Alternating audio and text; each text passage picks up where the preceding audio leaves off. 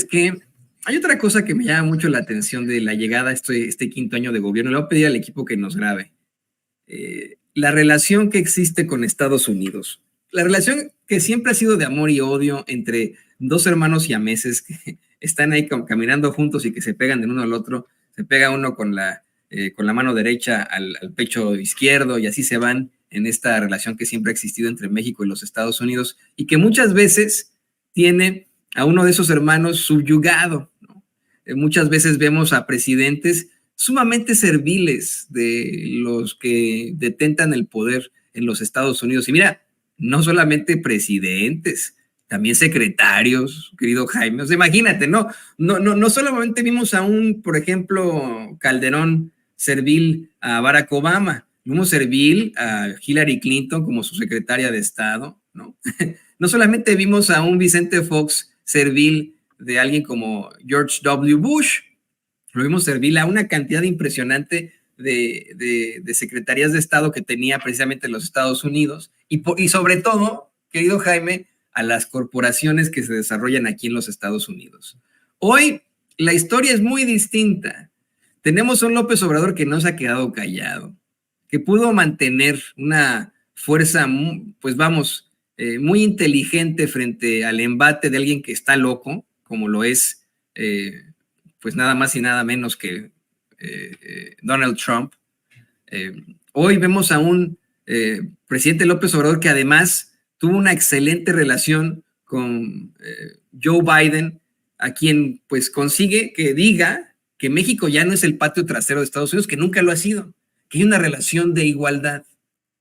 Pero se han, pues vamos, enfrascado desde la oposición en asegurar que ha habido siempre una problemática entre México y Estados Unidos y yo no la veo. Yo lo que veo es que llega a su quinto informe de gobierno, pues con muy buena aprobación, aceptación y cooperación del gobierno de los Estados Unidos, Jaime. Análisis que acabas de hacer, me encanta el recorrido que acabas de hacer, que efectivamente habla de un presidente que ha sabido capotear a dos presidentes como Donald Trump o Joseph Biden. Y fíjate, aunque bien es cierto que el informe de gobierno en México es un informe que tiene que ver más que nada con temas de carácter doméstico, si te das cuenta, fue un informe, todos los informes son así, que son informes que básicamente se concentran en el país, en ámbitos de, vaya, es el informe, sobre todo el quinto informe de gobierno, es cuando los presidentes están obligados a presentar un informe mucho más condimentado que el primer informe, ¿no? Es como la fábula de la sopa de piedra, ¿no? En el primer informe, los presidentes tienen realmente pocos ingredientes y entonces ofrecen una sopa de piedra que son las promesas que han lanzado, ¿no? En el segundo, van condimentando, dicen, pues hemos hecho, ya en el quinto año de gobierno nos tienen que dar una sopa condimentada con muchos nutrientes que tienen que ver con los logros que se han alcanzado en esos quinto año de gobierno. Pero al quinto año de gobierno, casi siempre ya cuando el presidente enumera, pespuntea los temas centrales, como han sido el tema de las pensiones, como han sido el tema del aumento del salario mínimo, como han sido el reconocimiento de que México era un país dividido prácticamente entre el norte y el sur, y cómo era importante rescatar a ese sur. Siempre en estos informes el elefante en el salón es Estados Unidos, ¿no? Entonces, fíjate una cosa muy interesante que me encanta de este informe. Yo no sé si Presidencia de la República o el propio presidente se percataron de esta composición de escena que nos están ofreciendo con el informe de gobierno y luego con el recorrido que va a hacer el presidente en este tramo de prueba del Tren Maya. Y este tramo, que ya hemos visto cómo los primeros ensayos de este recorrido del tren, a la gente le está despertando muchas expectativas. Hay gente que ya se está colocando a los lados del tren para ver el paso del presidente, ¿no? Y cuando yo estaba viendo estos preparativos del tren, de cómo iba a recorrer Andrés Manuel este tramo entre Campeche y Mérida, me acordé, no lo pude evitar pensar, Antonio, En ese famoso recorrido que hizo Abraham Lincoln en 1861 desde Illinois hasta Washington, D.C. El presidente se alistaba para tomar el poder, hace el recorrido en tren desde Illinois, pasa por Ohio, pasa por Baltimore, pasa por Maryland, llega a Washington, D.C. Y era un país dividido, Antonio, te recordarás, por la guerra civil, la guerra de secesión, y realmente ese viaje de Lincoln le permitió a Lincoln conectar con el pueblo, hablar de la necesidad de unificar ese país que estaba dividido en dos, las amenazas que había contra su persona.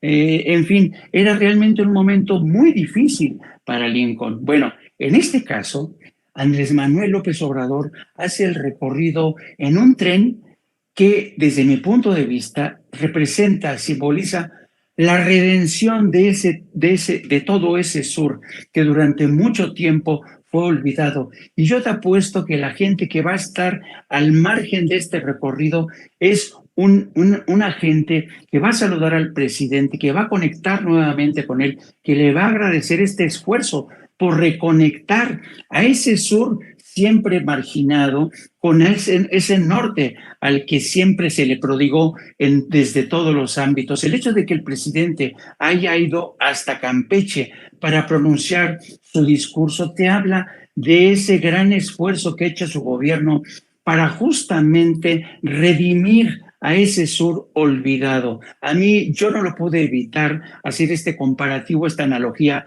entre el viaje de Lincoln en una nación dividida en el siglo XIX en Estados Unidos y un país dividido, pero no por problemas de carácter político, ideológico, no, un país dividido por la pobreza, pobreza entre el norte, digo, riqueza del norte con la pobreza del sur, marginación del sur contra privilegios del norte.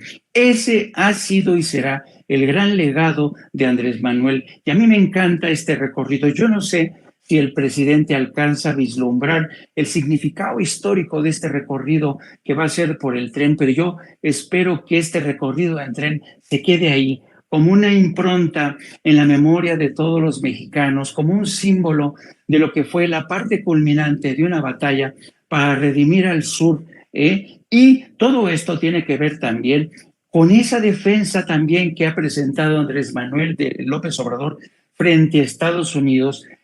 Una y otra vez Andrés Manuel le ha dicho primero a Donald Trump y hoy a Joe Biden, señores, tenemos que apostar por ese sur. Si ustedes quieren que se terminen los éxodos migratorios, tienen que mirar hacia el sur, tienen que invertir en el desarrollo. Ya basta de estar conteniendo el empuje de migrantes desesperados por violencia, por hambrunas, por catástrofes naturales. Es necesario invertir en ese sur. Yo creo que además esto significa que Andrés Manuel está predicando con el ejemplo, invirtiendo en ese sur. Y fíjate lo interesante, querido Antonio, a pesar de estas demandas del presidente, Estados Unidos ha hecho oídos sordos, ha preferido invertir más de 100,000 millones de dólares, insisto, casi 111,000 millones de dólares en la guerra en Irak antes que invertir ni siquiera los 4,000 millones de dólares que prometió en el desarrollo de ese sur que hoy necesita apostar por el desarrollo, que hoy necesita del norte más que nunca. Bueno, pues el presidente ya está predicando con el ejemplo, empezando por su propia casa, apostando por el desarrollo de ese sur que había sido olvidado, no solamente por Estados Unidos, ¿no?, sino por la clase, el poder oligárquico de México, que siempre vio en ese sur, ¿sabes? Solamente lugares en donde podían tener plantaciones de plátanos o plantaciones de nequén, donde se vivían regímenes de explotación. Para mí, realmente, este acto, este recorrido que va a realizar Andrés Manuel López Obrador, para mí tiene este alto contenido de redención por el sur, querido Antonio. Fíjate qué curioso, recientemente he estado investigando un poco más sobre Abraham Lincoln, y me encontré con comentarios de la época en periódicos de la época o simple y sencillamente los comentarios que se recabaron sobre su gestión, sobre su gobierno. ¿Sabes, querido Jaime, lo que se decía de Abraham Lincoln en ese entonces, lo que decían sus adversarios? Este señor nos polariza, este señor nos está dividiendo.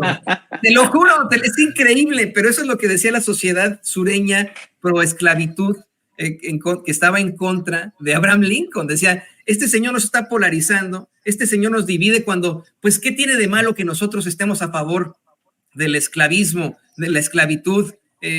¿Cómo es posible que llegue este señor a dividirnos a nosotros, a los estadounidenses, que no sé qué, ¿no? O sea, es en el ánimo de pensar en lo que está bien y en lo que está mal. Evidentemente, no hay nada más antiético e inmoral que la esclavitud. Pero desafortunadamente en otros siglos no era considerada esa estúpida institución como una circunstancia tal vez tan controvertida, y se mantuvo en este país, en los Estados Unidos, hasta pues gran parte del siglo XIX. Ahora tenemos esta diferencia absoluta en todas las cosas, entre pues igualdad, entre la justicia, el acceso de los pobres a servicios, la justicia social, etcétera, etcétera, etcétera. Y esto es lo que ven mal esos fachos que dicen que López Obrador nos divide, que López Obrador nos polariza. Pero pues bueno, ahí te la dejo, mi querido Jaime, y te quiero agradecer, y como tú lo sabes, que te hayas conectado con nosotros en este día tan especial, que estamos una transmisión muy interesante, y te ruego también que por favor nos compartas tus redes sociales. Sí, solamente antes de cerrar, y es muy interesante lo que mencionabas de Lincoln. Fíjate que a lo mejor alguien se va a escandalizar por la analogía que voy a tratar de establecer, pero si bien es cierto que Abraham Lincoln luchó contra la esclavitud, que impulsaba el sur, que defendía el sur, fíjate, Andrés Manuel López Obrador también es un hombre que está luchando contra esa esclavitud laboral que se ha vivido durante décadas en ese sur olvidado de México. Yo creo que en ese sentido, yo creo que estos dos personajes se pueden comparar desde esa óptica, ¿no? Abraham Lincoln como el hombre que supo combatir el esclavismo, pero también hoy Andrés Manuel López Obrador, que ha hecho un enorme esfuerzo para abatir esta forma de esclavitud que llegó con el neoliberalismo. ¿Quién lo iba a decir, no? ¿Quién lo iba a decir, querido Antonio? Te comparto, ustedes me pueden seguir a través de mis redes sociales en @JaimeJourno, pero también a través de nuestro programa No Apto para Cínicos. Transmitimos todos los días a partir de las 14 horas. Búsquenos en YouTube, No Apto para Cínicos, suscríbanse y ahí nos vemos. Como siempre, querido Antonio, un placer coincidir contigo. Te mando un abrazo fraternal que te pido extiendas también a nuestro querido Chente. El audio. Decía que lo mejor me van a criticar y golpear muchísimo pues vamos, los adversarios de Sin Censura, los fachos, pero quiero cerrar tu comentario, querido Jaime, diciendo que mientras Abraham Lincoln emancipó a los afrodescendientes de los Estados Unidos, a los afroestadounidenses, Andrés Manuel López Obrador probablemente nos habrá emancipado a los que estuvimos bajo esa esclavitud de la ignorancia en la que nos mantuvieron los medios de comunicación corporativos. École, ahí estoy contigo, querido Antonio.